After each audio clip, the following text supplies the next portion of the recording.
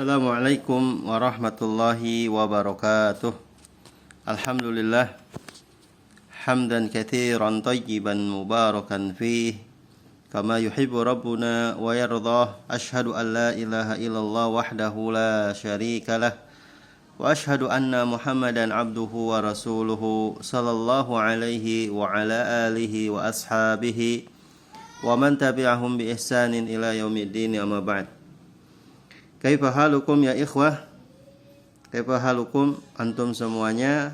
Mudah-mudahan Allah Subhanahu wa taala senantiasa memberikan kesehatan dan kekuatan kepada kita semua sehingga kita bisa mengikuti materi di daring ini atau di PJJ ini. Para santri yang dimuliakan Allah Subhanahu wa taala, dan kita kemarin telah kehilangan guru kita Ustadz Abu Rijal Fadilah. Semoga Allah Subhanahu wa taala menjadikan Ustadz kita, guru kita, menjadikan sebagai ahli surga dan husnul khatimah. Amin. Para santri yang dimuliakan Allah Subhanahu wa taala, pada pertemuan yang lalu kita sudah menyampaikan muqaddimah dan ta'rif usul dan juga ta'rif fikih ya. Juga berkaitan dengan pembahasan lainnya ya, sekitar tentang ta'rif dari usul dan juga ta'rif dari fikih. Kemudian pada pertemuan kita hari ini ya, tanggal berapa hari ini? Tanggal 4 ya. Tanggal 4 Agustus atau tanggal 25 Zulhijjah. Ya, insyaallah kita lanjutkan pembahasannya, yaitu faidah usul fikih. Ya, faidah usul fikih. Namun pada pertemuan yang pertama kita baru sampai pada definisi al-fiqhu ya, definisi al-fiqhu fikih. Masih ingat di pertemuan yang lalu definisi fikih secara bahasa adalah apa? Al-fahmu ya.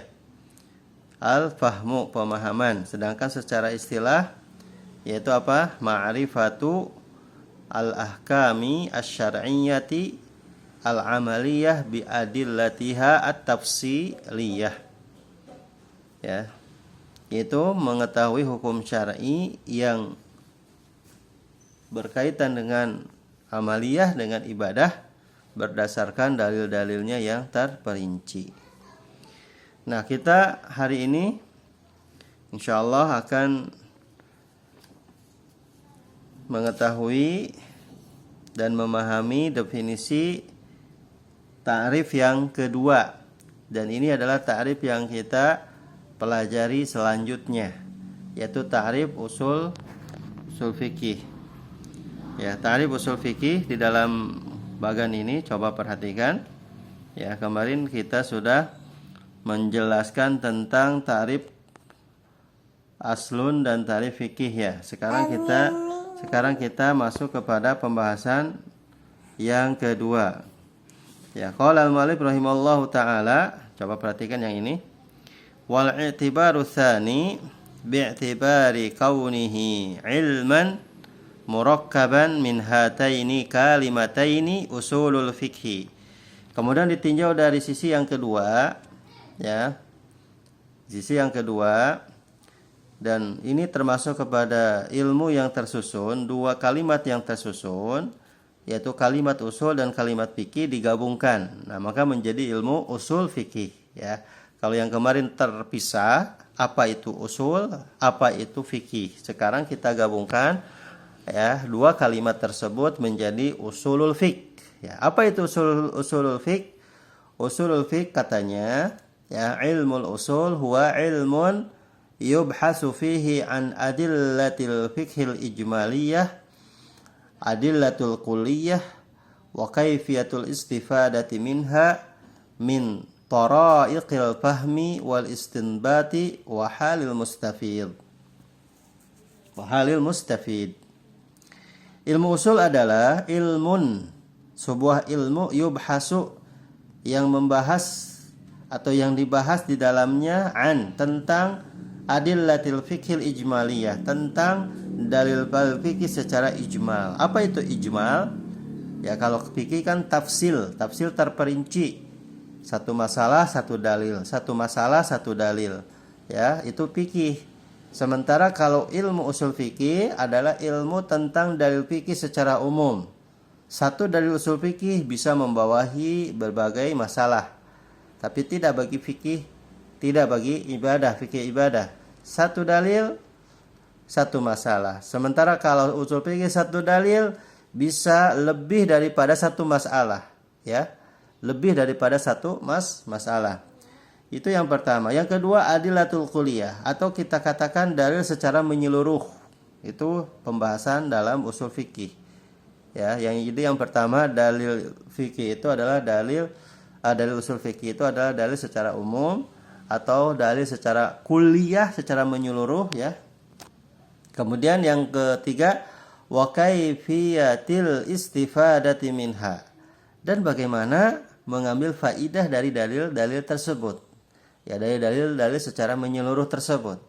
Jadi ilmu usul fikih itu adalah ilmu yang di dalamnya dibahas tentang dalil fikih secara umum, dalil fikih secara menyeluruh, dan tentang bagaimana kita mengambil faidah dari dalil tersebut.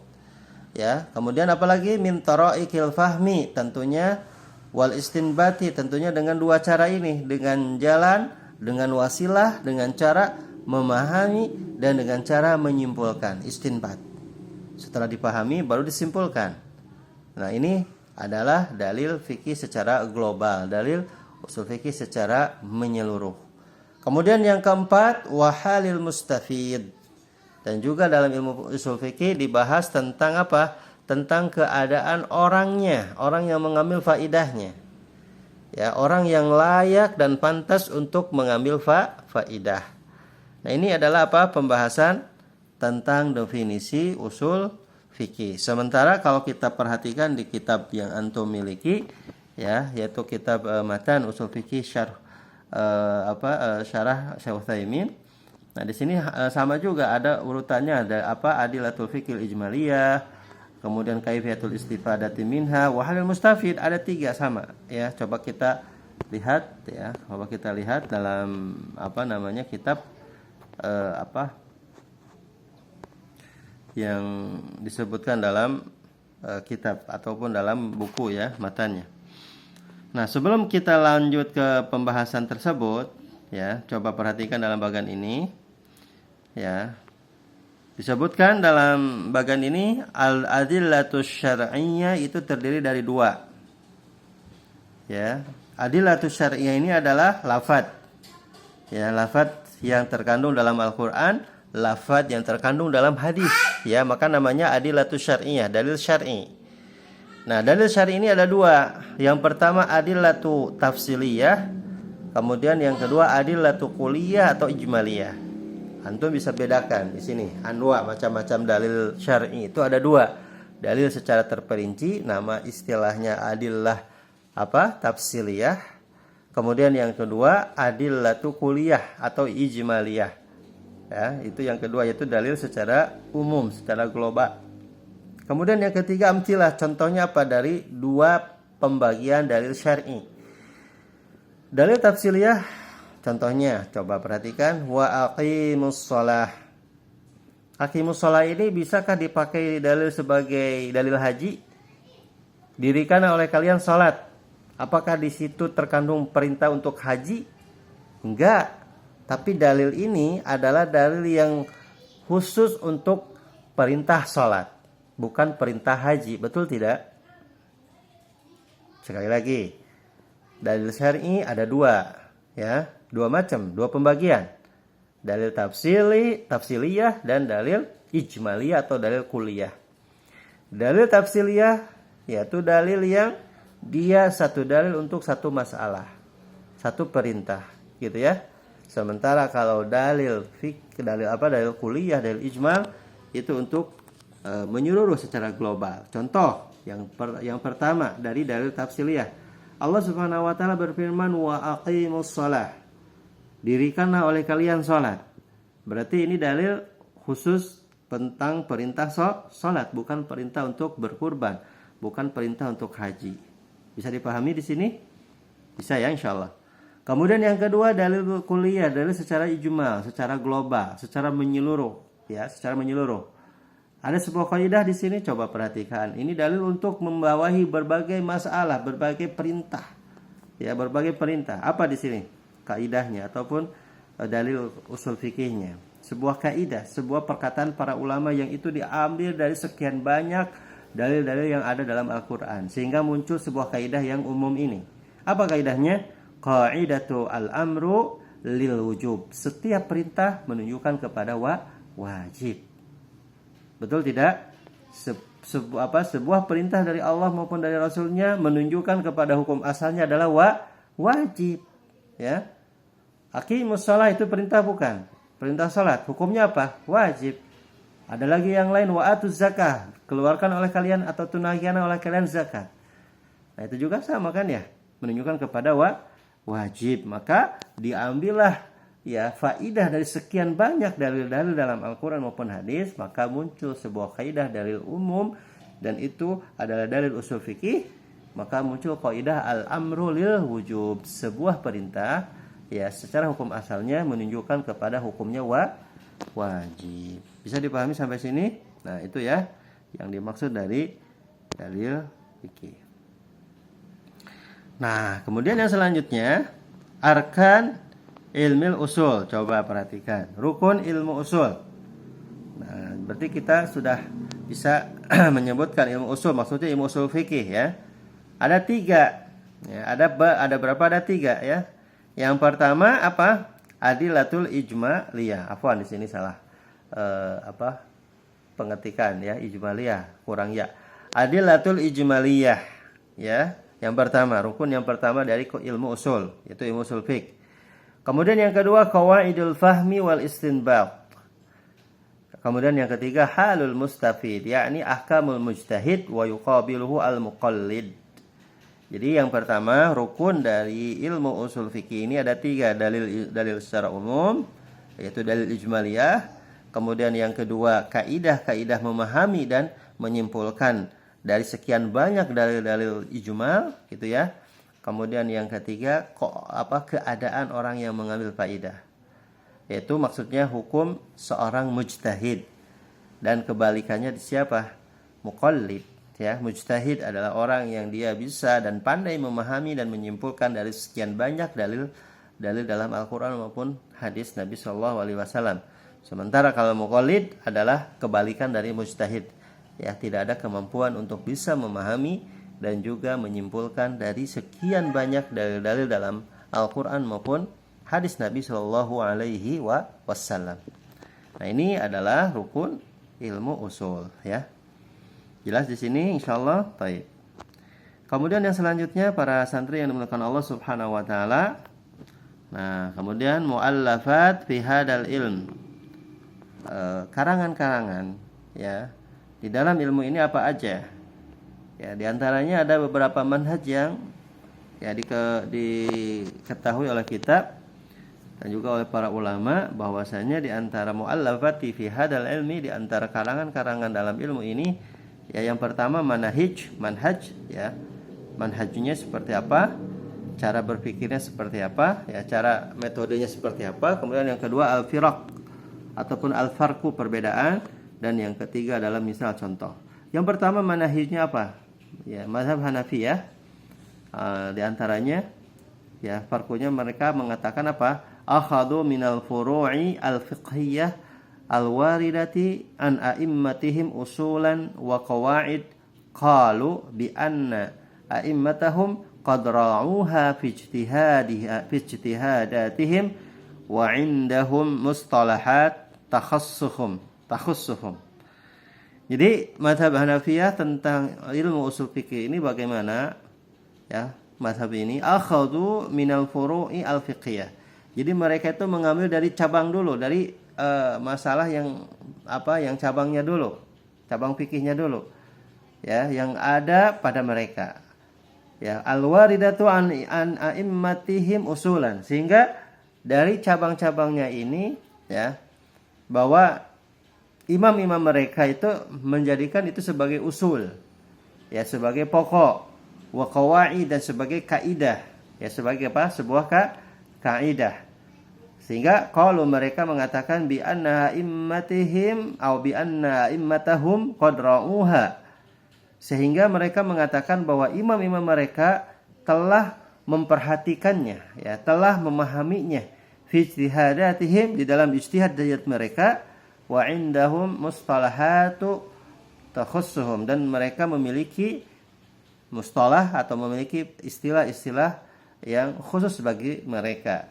Jadi ada istilah-istilah khusus bagi mazhab Hanafi tentang kaidah-kaidah yang mereka susun, ya, yang mereka susun.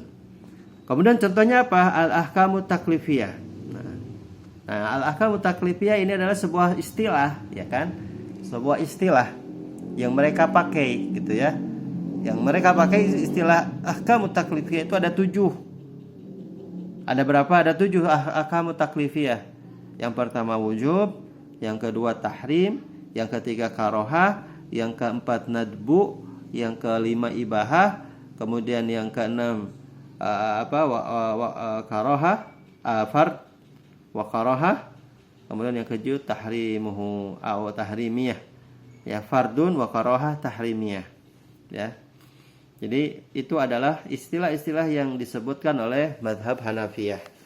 Nah, kemudian yang kedua, di antara manhaj atau manhaj Asy-Syafi'iyah atau mazhab jumhur, ya, di antara kebanyakan para ulama, para imam mazhab Hanafiyah, mazhab Malikiyah, kemudian mazhab Syafi'iyah dan mazhab Hanabilah, ya, mereka mengatakan apa? Perbedaan dengan Hanafiyah, akhadhu fihi taqrirul qawaidil usuliyah bin nadhari li adillatiha wa indahum mustalahatu takhussuhum. Nah, ini juga sama. Kalau mereka mengambil sebuah kaidah itu dari takrir, ya, dari pernyataan kaidah-kaidah usul secara umum, ya, bin nazar, dengan cara melihat, ya, dengan cara meneliti, li adillatiha, untuk dalil-dalilnya. Ya, jadi akhadhu fihi takrirul qawaid. Jadi mereka menjadikan itu sebuah kaidah usul dengan melihat, dengan meneliti dalil-dalilnya. Ya, dalil-dalilnya. Jadi tidak melihat dari furu'nya, tidak melihat dari furu'ul fiqhiyahnya, enggak. Sehingga mereka menjadikan itu sebagai usul, tidak. Tapi mazhab jumhur, ya, mereka mengambil, ya, takrirnya dulu, ya, takrir, ya, pernyataannya dulu, ya, sehingga menjadi sebuah kaidah usul dengan cara apa? Dengan cara bin nazar li adillatiha, dengan cara memahami, meneliti dalil-dalilnya. Dan mereka pun sama memiliki istilah-istilah yang khusus baginya atau bagi mereka. Di sini apa? Al-ahkamu taklifiyah ada 5. Menurut jumhur, ya, ahkam taklifiyah ada 5. Ya, tidak ada tambahan fardun wa karahah tahrimiyah, tidak. Tapi di sini, ya, mereka menyebutkan apa? Wujub 1, tahrim 2, karohah 3 atau makruh, ya. Kemudian nadbu atau mandub atau sunnah, ya, kita istilahkan. Dan yang kelima adalah ibah atau mubah. Nah, itu adalah apa? Di antara karangan-karangan yang disebutkan oleh para ulama tentang cara, ya, memahami sebuah dalil, dan muncullah sebuah kaidah usul fikih dari perbedaan para ulama atau para imam yang 4, ya. Nah, sekarang kita masuk kepada pembahasan yang ada pada kitab Matan Usul Fikih karangan Syekh Utsaimin rahimahullahu taala, ya, dari definisi usul fikih. Coba perhatikan di sini definisi usul fikih.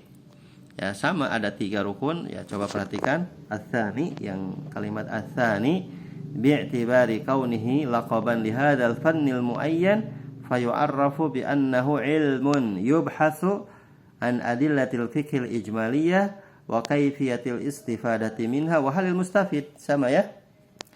Sama di sini saya memberikan gambaran tentang definisi usul fikih adalah ditinjau dari penggabungan dua kalimat ini sehingga menjadi sebuah fan tertentu, sebuah ilmu tertentu, didefinisikan adalah sebuah ilmu yubhasu, yang dibahas tentang di dalamnya itu an adillatil fiqhil ijmaliyah. Tuh ada 3 ya.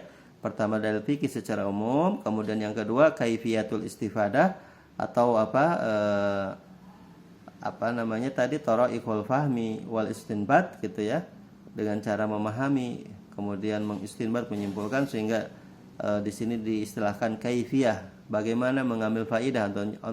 Otomatis kita harus memahami dan juga menyimpulkan. Kemudian yang ketiga wahalil mustafid, yaitu mujtahid atau muqallid ya, keadaan orang yang mengambil faidah tersebut. Nah, kemudian yang selanjutnya fal muradu bi qaulina al ijmaliyah. Al muradu al ijmaliyah al qawaidul ammah. Ya, yang dimaksud dengan perkataan kami al ijmaliyah itu adalah kaidah umum ya, kaidah secara umum. Seperti dalam contoh yang tadi al-amru lil wujub ya, bahwa sebuah perintah itu secara hukum asal adalah wajib, kemudian wan nahyu lit tahrim, dan secara hukum asal larangan itu adalah haram, kemudian wasihhatu taqtadin nufud ya, dan sebuah yang sahih, sebuah yang sah, yang absah itu memberikan konsekuensi an-nufud, dilaksanakan, dikerjakan. Nah, itu diantara kaidah umum dari kalimat ijmaliyah. Kemudian saya melanjutkan fakharaja bihi al-adillatu tafsiliyah. Nah, yang bukan termasuk kepada dalil kaidah secara umum atau dalil ijmal adalah dalil tafsiliyah ya, kebalikannya. Kebalikan dari dalil ijmal adalah dalil tafsiliyah. Dalil ijmal secara global, dalil tafsil secara terperinci. Fala tuzkaru fi usulil fiqh, maka dalil tafsiliyah ini tidak disebutkan dalam usul fikih illa ala sabilit tamsilil qaidah, kecuali hanya contoh untuk kaidah saja. Nah, kemudian yang kedua wal muradu bi qaulina wa kaifiyatul istifadati minha, bagaimana cara memahami dan menyimpulkan dari kaidah umum atau dari dalil umum tersebut. Disebutkan oleh mu'allif rahimahullah ta'ala, yang dimaksud dengan kaifiyatul istifadati minha itu adalah ma'rifatu kaifa yastafidul ahkam min adillatiha bidirasati ahkamil alfadi wa dalalatiha min umumin wa khususin wa itlaqin wa taqyidin wa nasikhin wa mansukhin wa ghairi dhalik, fa innahu bi idrakihi yastafidhu min adillatil fiqhi ahkamiha. Coba perhatikan di sini bagaimana cara memahami dan mengistifadah atau mengistinbat dari dalil-dalil tersebut, yaitu maksudnya apa? Ma'rifatu, mengetahui, kaifa yastafidu al-ahkam, bagaimana dia bisa mengambil faidah hukum-hukum atau hukum-hukum dari dalil-dalil tersebut atau dari dalil Al-Quran maupun hadis Nabi SAW, yaitu apa? Sebuah hukum ya. Dengan cara apa? Bidirasati ahkamil alfad, dengan cara kita mempelajari hukum dari lafaz-lafaz dalil Al-Quran maupun hadis. Wadalalatiha, dan pendalilan-pendalilannya, sehingga muncul sebuah istilah apa? Ada dalil umum, ada dalil khusus, ada dalil mutlak, kemudian takyid muqayyad, kemudian nasikh, hukum nasikh, dan hukum mansukh, dan yang selainnya. Maka itu semua biidrakihi, kita bisa mengambilnya, kita bisa mengetahuinya dengan cara yastafidu min adillatil fiqhi ahkamuha. Ya, yaitu apa? Mengambil sebuah faidah dari dalil fikih dan hukum-hukumnya. Jadi jelas di sini ya, kaifiyah istifadah itu adalah bagaimana kita memahami dan menyimpulkan sehingga muncul sebuah hukum dalam dalam masalah tersebut. Kemudian yang selanjutnya wal muradu bi qaulina wa halil mustafid. Apa yang dimaksud dengan wa halil mustafid? Jelas tadi kita katakan dan kita sampaikan, ma'rifatu halil mustafid itu adalah al mujtahid. Summiya mustafidan. Mujtahid itu sama dengan nama mustafid. Kenapa? Li'annahu yastafidu bi nafsihi al-ahkam min adillatiha li bulughihi martabatal ijtihad. Yang dinamai dengan mujtahid, yang dinamai dengan mustafid, kenapa? Karena dia mengambil oleh dirinya sendiri sebuah hukum ya, sebuah hukum dari dalil-dalilnya sehingga sampai kepada martabat berijtihad. Nah, tentunya di sini seorang mujtahid itu harus memiliki, katanya Syekh memberikan ya penjelasan berikutnya apa? Fa ma'rifatul mujtahid, jadi diketahui mujtahid itu siapa. Kemudian syurutul ijtihad, dan kemudian syarat-syarat berijtihad juga harus tahu. Wa hukmuhu, dan hukumnya. Wa nahwu dzalik, ya, dan yang semisalnya. Yubhasu, ini semua dibahas fi usulil fiqh, di dalam usul fikih. Ya, di sini jelas ya para santri yang dimuliakan Allah Subhanahu wa taala, bahwasanya Syekh memberikan penjelasan begitu jelas tentang apa itu usul fikih, ya, apa itu usul fikih, ya, dari definisinya. Nah, kemudian yang selanjutnya para santri yang dimuliakan Allah Subhanahu wa taala, kemudian faidah, ya. Kemudian faidahnya nanti kita akan jelaskan kalau lebih detail, ada lebih detail lagi ya. Namun yang kita pelajari hari ini adalah apa itu faidah dari kita mempelajari usul fikih. Qala al-mu'allif rahimahullahu taala faidatu usulul fiqh. Ya, faidah usul fikih itu apa? Inna usulal fiqhi ilmun jalilul qadri balighul ahammiyati ghazirul faidah. Faidatuhu atamakkunu min husulin qudratin yastati'u biha istikhrajal ahkami syar'iyyati min adillatiha ala ususin salimatin. Faidah usul fikih adalah bahwa usul fikih itu adalah sebuah ilmu yang mulia, ya, yang mulia, jalilul qadri, yang mulia kedudukannya, yang mulia kadarnya, yang mulia apa? Kedudukannya, sebuah ilmu itu. Balighul ahammiyah, balighul ahammiyah, sangat besar manfaatnya, sangat besar, sangat banyak, ya, manfaatnya. Ghazirul faidah, banyak juga faidahnya. Yaitu apa? At-tamakkunu min husulin qudratin yastati'u biha istikhrajal ahkam asy-syar'iyyah. Di mana seseorang mampu menghasilkan kemampuan, ya, untuk apa? Untuk mengeluarkan, untuk menyimpulkan hukum-hukum syar'i. Jadi ada hasil, ya, dari sebuah kemampuan tersebut dia mampu menyimpulkan hukum-hukum syar'i berdasarkan apa? Dalil-dalilnya ala ususin salimah, di atas apa? Pondasi yang selamat. Itu faidahnya. Jadi ada kemampuan dari hasil kemampuan seseorang yang mampu mengeluarkan hukum syar'i dari dalil-dalil Al-Qur'an dan hadis Nabi sallallahu alaihi wasallam, ya, di atas dasar-dasar atau di atas pokok-pokok yang selamat. Itu maksud dari faidah kita bisa mempelajari ilmu usul fikih begitu banyak. Begitu banyak faidah yang kita bisa ambil dari apa? Dari ayat Al-Qur'an maupun hadis Nabi sallallahu alaihi wasallam. Coba kita perhatikan. Ya, salah satu contohnya. Ya, contoh tentang ayat yang Allah katakan dalam surat At-Talaq ayat 4. Allah Subhanahu wa taala berfirman apa? Wa ulatul ahmali ajaluhunna ayyadha'na hamlahunna. Allah Subhanahu wa taala mengatakan wa ulatul ahmal ajaluhunna ayyadha'na hamlahunna. Ini ayat tentang apa coba? Tahu enggak kalian? Wa ulatul ahmal, ya, wanita-wanita yang hamil, ya, maka ajaluhunna, bukan matinya, ya, masa menunggu mereka itu sampai kapan? Ketika wanita yang hamil ditinggal mati oleh suaminya, ya, otomatis ada apa? Ada iddah, ada masa menunggu, ya. Kapan masa menunggu bagi wanita yang hamil ketika, ya, suaminya meninggal? Kapan?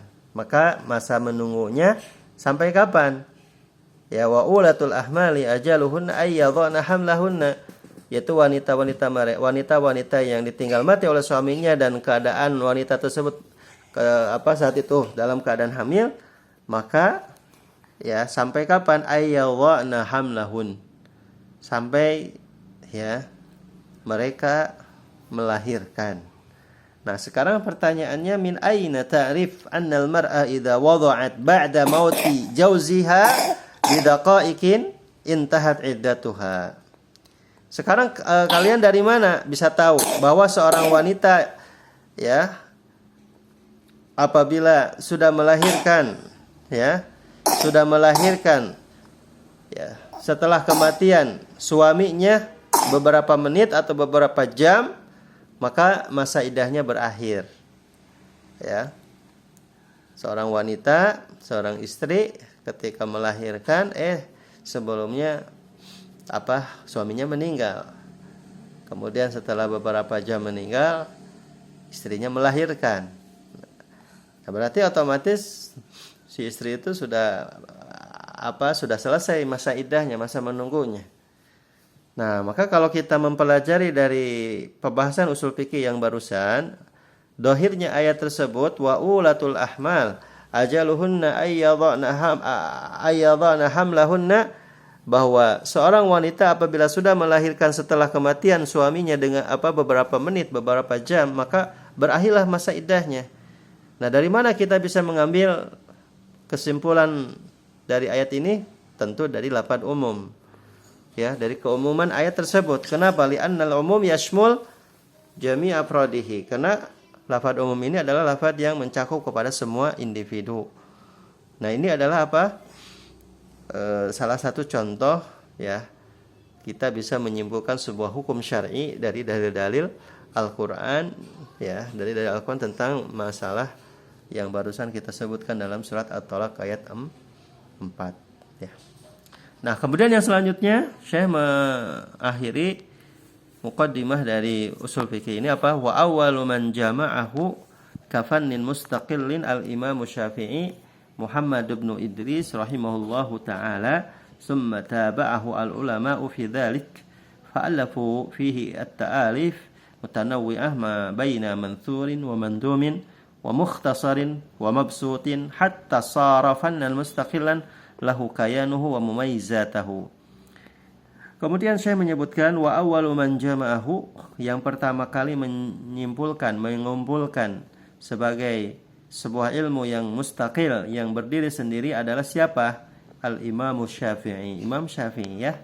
Yang pertama kali mengumpulkan ilmu usul fikih ini sehingga menjadi ilmu tersendiri adalah seorang imam. Imam yang empat. Siapa? Imam Asy-Syafi'i. Nama aslinya siapa? Muhammad bin Idris Asy-Syafi'i rahimahullahu taala. Kemudian setelah itu, setelah sepeninggalnya beliau, taba'ahu al-ulama. Para ulama setelahnya mengikutinya ya.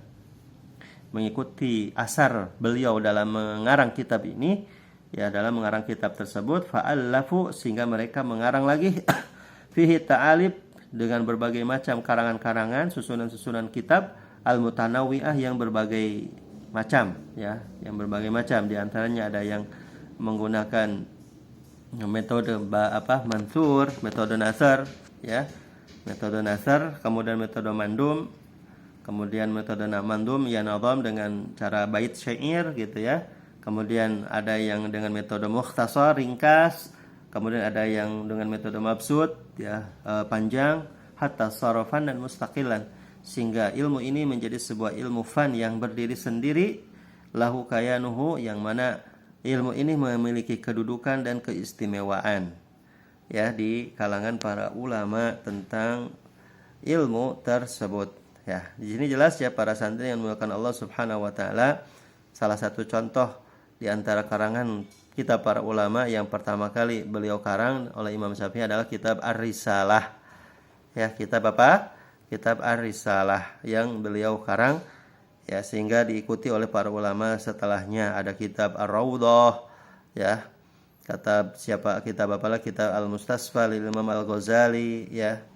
Kitab Ar-Raudhah itu kitabnya Imam Al-Muwaffiq ya rahimahullahu taala. Kemudian kitab Mukhtasar Tahrir, nama sebuah kitab usul fikih, itu kitab Al-Futuhi minal Hanabilah. Kemudian kitab apa lagi? At-Tahrir lil Mardawi Ali bin Sulaiman, ya. Ya, itu kitab apa? Al-Insaf. Kemudian kitab Waraqat, ya, Imam Al-Juwaini dan lain sebagainya. Masih banyak kitab-kitab berdasarkan madhab masing-masing atau masing-masing madhab, ya. Nah, itu diantaranya para santri yang dimulakan Allah Subhanahu Wa Taala, ya, sekilas tentang faidah yang disebutkan oleh para ulama, ya, bisa dipahami sampai sini. Mudah-mudahan, ya, Allah Subhanahu Wa Taala memudahkan kita di dalam memahami pertemuan kita hari ini, pertemuan kedua. Alhamdulillah, pertemuan kita hari ini sudah selesai. Dan Ustadz mohon maaf bila mana ada sesuatu yang kurang jelas, ya. Semoga Allah Subhanahu Wa Taala memudahkan kita semuanya dan Allah memberikan pemahaman sesuai dengan pemahaman apa yang para ulama dahulu. Baik, kita tutup dengan doa kafaratul majlis. Subhanakallahumma wa bihamdika asyhadu an la ilaha illa anta astaghfiruka wa atubu ilaik. Walhamdulillahirabbil alamin. Wassalamualaikum warahmatullahi wabarakatuh.